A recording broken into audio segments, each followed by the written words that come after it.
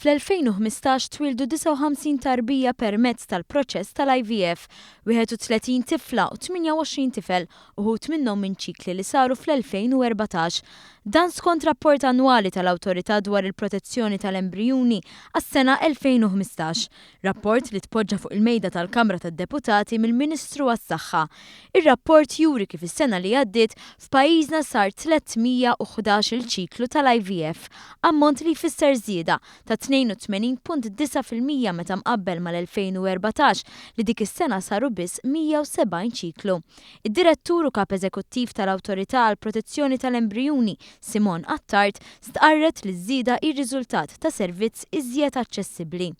Fl-2014 saru 170 ċiklu u s-sena l-oħra saru 311 il-ċiklu. Ovvjament, iż-żieda ġiet għaliex kien hemm l-introduzzjoni tal-IVF f'Mother Day. Ġifieri beda jingħata s-servizz b'xejn min-naħa tal-aktar tal-gvern. Minn dawn iċ-ċikli 176 saru f'Mother Day fil-waqt li 135 għamlu l-IVF fi klinika privata. Aktar spjegat il-metodi li bih isir il-proċess tal-IVF.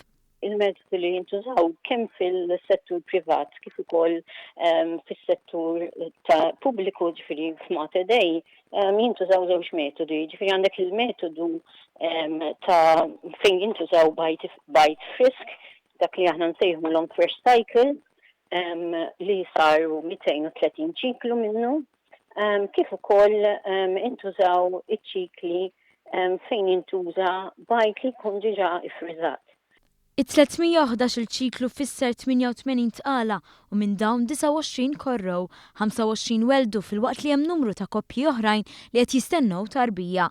Kien fl-2014 li l-Gvern beda joffri s-servizz tal-IVF b'xejn fl-isptar Mother Day bejn dawk li diġà weldu dawk li jinsabu fi stadju avvanzat ta' tqala tagħhom, ir-rata ta' twelid minn IVF għal Malta mistennija tkun 18.9%.